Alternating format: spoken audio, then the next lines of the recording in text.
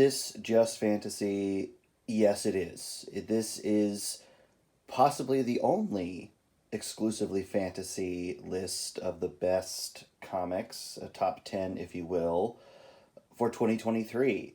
I know that a lot of other people on YouTube or just generally will provide lists of just the 10 best comics of the previous year. And I'm sure those are all fine lists. But this one is exclusively just fantasy comics because, of course, it would be. It was kind of tough narrowing it down just to 10, but after all, this is my list. It's based upon my opinion and what I enjoy in fantasy and in comics and in art. So it's just going to reflect my sensibilities. And so if your tiering of this list would be different, great, awesome. That's your opinion and cool. And this is all about just talking about stuff that I really enjoy and that I like. Not gonna cover things that I didn't like because I never will on this channel. And I just want to celebrate things that I think were really good and enjoyed. I'm going to start with some honorable mentions, and some of these, in fact, many of these will be getting their own videos at some point. But as far as honorable mentions, I will start with Godfell. So Godfell is a very interesting series. It deals with the premise that in a, I guess, fantasy world, a giant deity or like a giant corpse has like landed, like fell to the earth essentially, and people have set up different like places within this giant corpse. And so that's the setting for this kind of story, this adventure. And it just wrapped up with like a double-sized issue 5. So it's basically, I think, issues 5 and 6 put together. And it's very interesting. And I'll talk about it on its own, but just nice honorable mention. Also wanted to talk about or just reference the Book of Gogor, that is by Ken Garing and is related to the Gogor book that Image published a couple years ago. And so this was actually a Kickstarter that he ran and that I supported clearly, and I got this book. And I want to talk more about it, but first I need to talk about Gogor. And I don't know. It's I really love Ken Garing's art. And I think he's developed a really interesting world. And I'll talk about it someday, but just wanted to mention it as another good book from this year. All right, and here's some more honorable mentions. We got the Mighty Barbarians, basically a superhero group, but with barbarian characters, and mostly Robert E. Howard characters. Like, that's Cull right there. Anyway, Tales of Asunda, some really interesting short storytelling, all in the same universe, although it's a universe I'm not very familiar with, but still interesting. Fire and Ice, it's hard to go wrong with a world that Frank Frazetta helped to co-create, and the art is very beautiful. And if you're super into this kind of primitive story setting, I think that you would really enjoy it. Summoner's War, I don't know anything about it. It's apparently a game of some sort. I had fun with this issue, but I feel like if I were going to get into it, I would have to start from an earlier series, because this is, I don't know, maybe 3 or 4 series in. Death Dealer, another Frank Frazetta property, another Opus release, and it's what you may expect a Death Dealer comic to be. And if it's up your alley, go for it. Also, The Witcher. This is the Ballad of Two Wolves, and then there was another series that started this year as well called Wild Animals. I think they're just going to be kind of a perennial as these Witcher comics, and they tend to change up the creative team, or at the very least the artist, with each series, which entices me to pick up a book. But yeah, I really like this one in particular, Ballad of Two Wolves, very fairy tale influenced. And yeah, if you're a fan of the Witcher game, the show, the books, I don't know why I said the books last, but if you're a fan of the Witcher property and you haven't checked out the comics, I would definitely do so.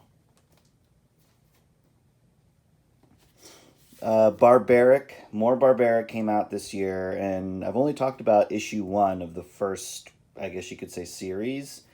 And this, I forget, I don't know how far we are in with this one, but just more ridiculous characters, very, I don't know, metal, maybe.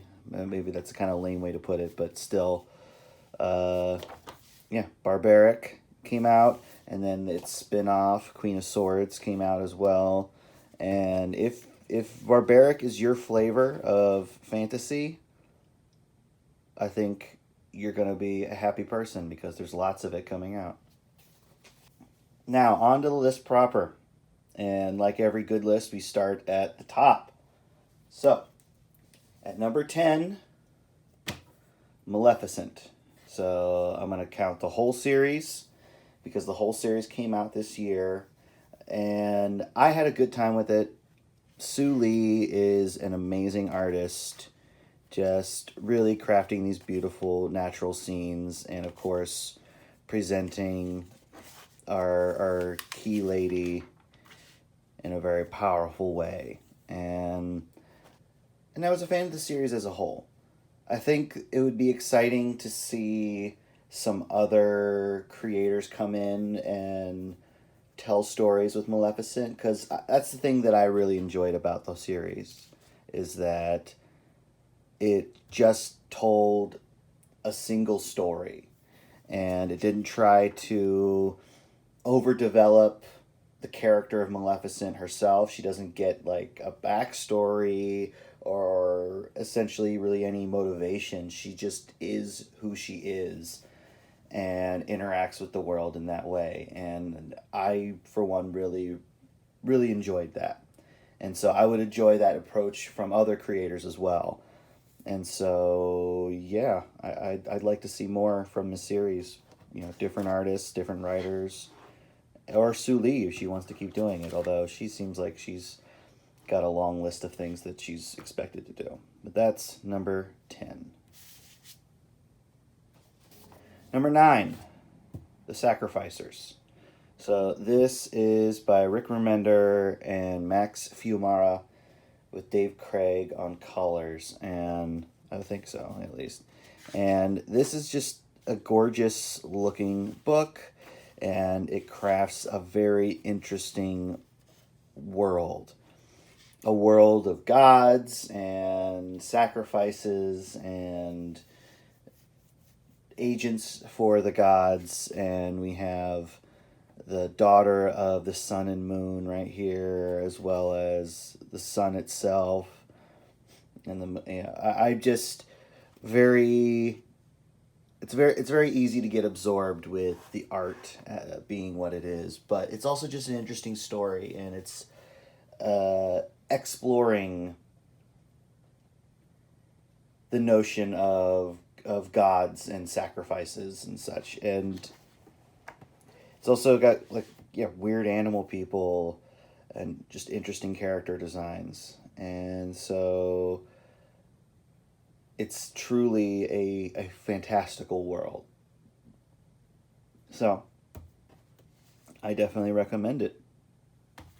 Number 8, Somna. I mean, if you've watched enough videos, you know that I am always going to sing the praises of Becky Cloonan, and if she releases a fantasy book in this year, it's probably going to be high on that list, or at least on it. And Somna is. We got the first taste of it in the distillery mixed bag here So here we have the first issue of her witchcraft and erotic folklore tale, and along with Tula Lotte, and the art, and it speaks for itself. It is just an it's just such an exciting book to be a witness to. Just seeing two masters of the craft working together, and yeah, this is a, I don't know if I want to say low fantasy, but it exists in our world per se. It's just in our ancient past or distant past, and the supernatural element at present may may be there, may not be, but it's still up in the air. But it's a gorgeous book. I love the kind of wide magazine format. I'm aware that she also did another book this year, or at least it drew another story in the Four Gathered on Christmas Day hardback, but I've yet to get my hands on that because it apparently sold out really quick. So I'm still on the lookout for that one. But she did a Kelpie story, which is very akin to the kind of stories that she did in By Chance or Providence, which is her big, like, fantasy anthology book. So, Somna Distillery, you got a good one here. So keep it up. But yeah, number 8. Number 7, Kaya. So Kaya has been going for a couple years. You see, this is like 9, 10, 11, 12. So this is further along the line, but it's still a fantasy comic published this year. And I just love Wes Craig's art, his world building, his characters. And while this is technically a post-apocalyptic world of our own, I guess you could say, it feels so far removed from our world that it's out of my mind the entire time I'm reading it. It just feels like a fantasy world that has some technological elements. I mean, even Skyrim is a fantasy world with technological elements. There's fucking robots. Anyway, Kaya just consistently is a beautiful book. It's a fun book to read, and I can't wait for the next issue every single time. What more do you want in a fantasy book? So I'm going to definitely talk more about, Kaya in general, but hey, you got to get through the first couple issues before we get to these, say. But if you're not reading Kaya, the first 2 volumes of it are in trade right now, so you can pick those up. You can probably also find some floppies at the comic shop. But read Kaya if you aren't already. Yeah. Number 6, Kota. I haven't talked about Kota yet on the channel. I will, of course, because it is by one of my favorite artists, and I think one of the modern masters of comic art and comic storytelling, and that's Matthias Bergara. And along with Simon Spurrier, who's also been telling some really great stories, including there was the Supergirl he did with Bilquis Evely. That's just gorgeous. It was, I think, one of the best comics of the year 2022. Anyway, and he did some Sandman as well. But anyway, Matthias Bergara. This is not necessarily not a reboot, but this is like a sequel series to the original Kota series, also with the same creative team. And you come for the amazing artwork by Matthias Bergara. Just super interesting, original. Like, this is a fucking unicorn. But just his ink work is alive. His colors are vibrant and exciting. And the world of Kota it's sort of like a post-apocalyptic fantasy story, but it's still with a capital F in fantasy, and I am just a huge fan of it, and so I'm definitely going to cover this eventually, but I got to get to the first volume, the first couple volumes, I guess, of Kota. But Kota is another must pick up when it comes to fantasy comics. All right, number 5. We all knew it was going to be on this list, but maybe some of you might thought it was higher, but it is right here. Conan the Barbarian. I grabbed the issue that was still sitting out because the rest of them are packaged up in a way. But yeah, our Jim Zub, Rob De La Torre, Dean White, and Richard Starkings working together here on a retro Conan series, and I've had a blast with it. And it's a lot of it is due to the art and just the look and feel of the story. I just have been enjoying that, and I think that's what's been keeping me coming back to the series. They just changed artists on the last 2 issues that came out, 5 and 6, and it's an interesting change, and I'm just curious if that's going to be the look going forward.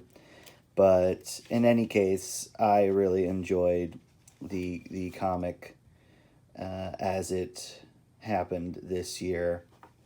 I just think it was really refreshing just to see something that embraced, or just that looked like an older style comic, at least in the visually, because I don't know, that's what I really respond to. That's the kind of art that I really love. So yeah, just really amazing stuff.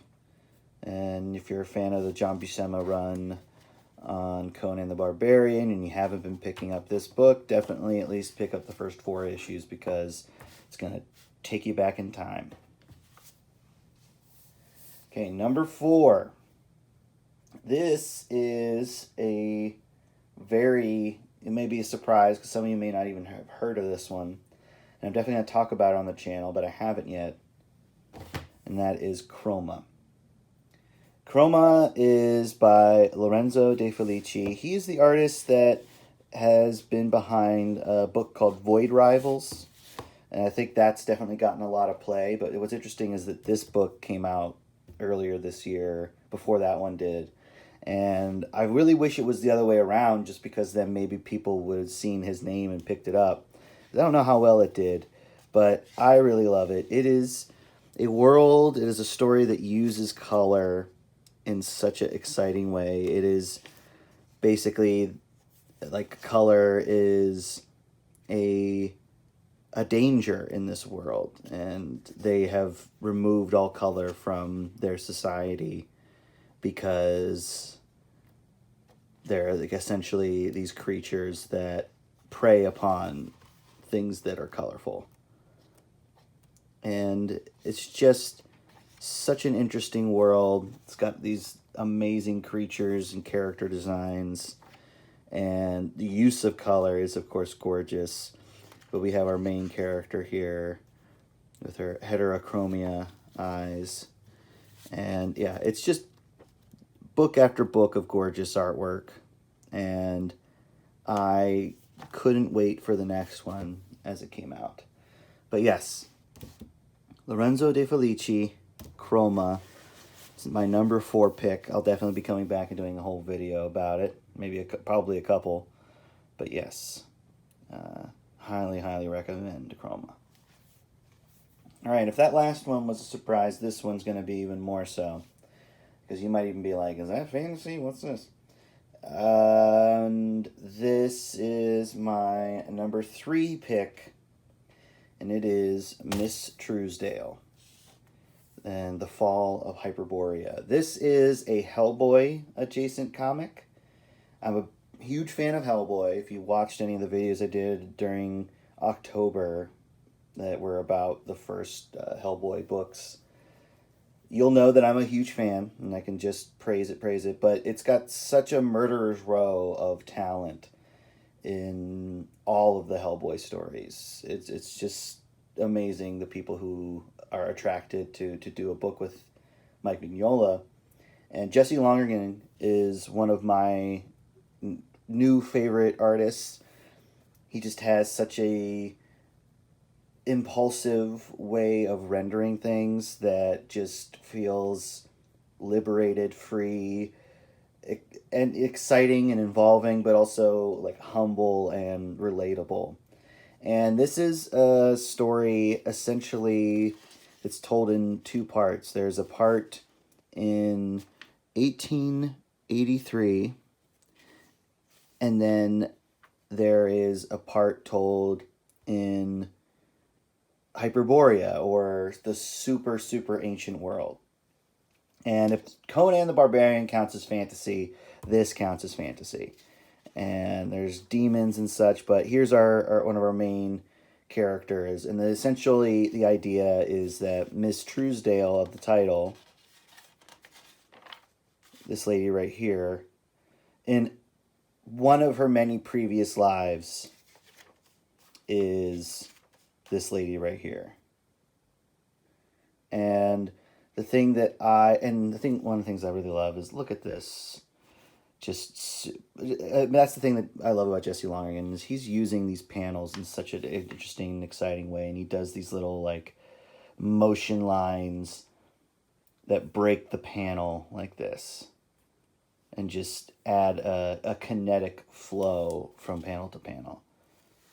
And just an amazing use of color. Just great. Just great. But yeah, she's like a gladiator, if you will, in Hyperborea. But the thing that I really love about this book is it just takes so many unexpected twists and turns, and it also adds to the lore of Hellboy in such an interesting and exciting way that by the time I got to the last issue, which there's 4 issues, by the time I got to this last issue, there is a moment that had me so excited in like story sense that I immediately wanted to reread all of Hellboy, because to me it has just such a lovely effect on the whole of the Hellboy series. And I'm just a huge fan. This has been my favorite Hellboy adjacent comic in years, and is obviously one of my favorite fantasy comics of this year. And I don't know if anybody else has praised this book as much as I am right now, but it deserves it, because just from a writing standpoint and art standpoint, it's just, 5 stars. It's what you want in a comic, really. So yes, Miss Trusdale. If you didn't see this one, if you didn't pick this one up, and you're already a fan of Hellboy, you're gonna love it. If you're not already into Hellboy, I don't know what to tell you. I don't know. I mean, I just love it anyway as a comic, but as a fan of Hellboy, it just made it so much better. So, gotta love it. All right, we're down to the last 2, and this next one, it was a bit of a surprise for me and how high on the list it was. But when I kept thinking about all the different comics that I read this year, especially the fantasy ones, it was just one that I was always very interested and curious and excited about each time it came up. Hunger in the Dusk.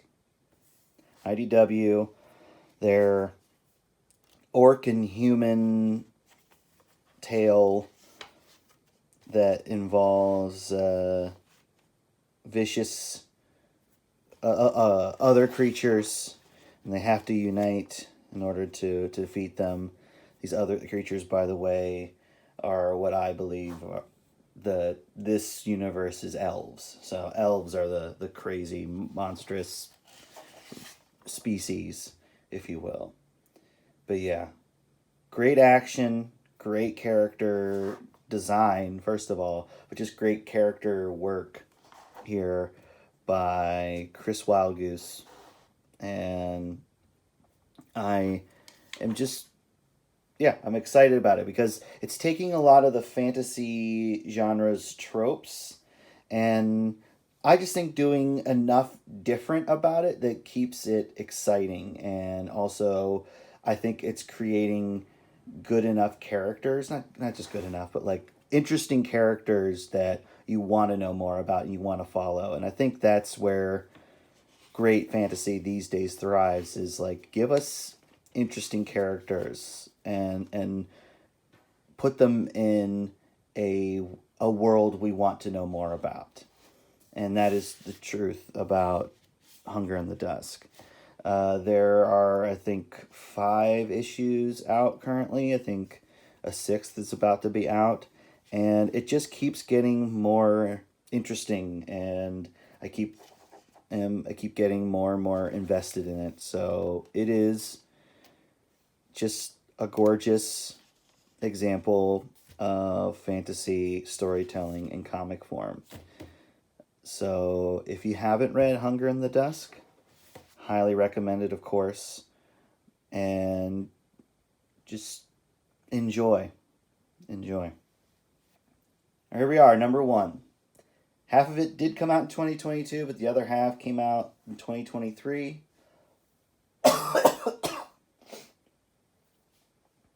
So it counts. And we got more coming in the future, which is very exciting for me. But my number 1 fantasy comic of 2023, Brier. It's a shame that more people didn't pick it up.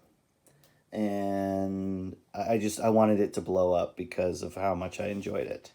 It is a amazing, gorgeous book with interesting characters, a fascinating retelling of folk tales, and specifically Sleeping Beauty. That's the main basis. This art by Germán Garcia is just engrossing with every bit, because it goes from this gorgeous cutesy fairy tale art to this dark, creepy world. And here we have our Sleeping Beauty here. And you get Sleeping Beauty getting a kiss, and then she wakes up and she's just cadaverous and creepy and weird. And I mean, I already talked about this issue, and it's gross and violent. Her weapon is this big rusty sword. She skins a rat and then wears its skin. Like, it is a hardcore book, and it's also just gorgeously rendered. I mean, I keep saying the same things, and we have our great like second lead here in Spider, and I can't say enough good about this book. It has for me a great balance of magic, of world building, character, plot, and of course the art that just speaks to me. And also it's super gory and hardcore, and also at moments sweet, and it's got a good sense of humor. It's everything that I would want in a fantasy book, really. And I want everybody to read it. People who for people who want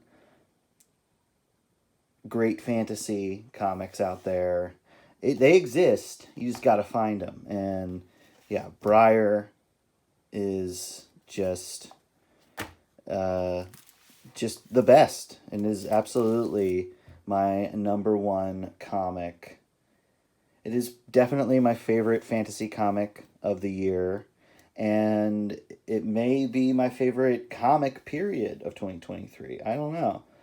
I'd have to think about that, but for right now, yeah, that is my number one, number two, and number three. Quite an interesting list, I'm sure. And but yeah, I'm pretty confident about how I feel about all these. And of course, yeah, your liking or disliking of any of these things may vary. It all just depends on the vibe. Because if you like just sword and sandal stuff, then you're definitely gonna want your Conan, which of course was on my list. But this is for the high fantasy lover in me, and of course the Hellboy lover in me. But of course, one book that I would love to include on this list, but can't, just because it would be a little self-indulgent, would be my comic, Sidequesters. This, I mean, is definitely my favorite comic of the year, but that's because I made it, and you know, you should make the kind of comic that you would want to read, and that's what I did. And it's a fantasy buddy cop odd couple story about a straight and narrow soldier and her new best friend, who's this loose cannon lizard man. And this collects the first 8 issues, the first complete story arc. And you can buy it on my website. You can also read it on Global Comics. And this is the adjacent series called Haxon, which is about magic users in the same universe. And it is they're all kind of dark tales of witchcraft and such. And it also involves some of the characters in Sidequesters. And of course, another great book of the year that I can't include on this list is my digital comic, 3-panel origin, which I update every week. It's a new origin of a different character every week, and it's usually kind of embarrassing. It's like The Tick. And of course, a book of fantasy, and of course, a book of short stories relating to them. And yeah, these are all available for purchase on my website. But I say if you've missed any of this top 10, get to reading. And this is where I recommend you start.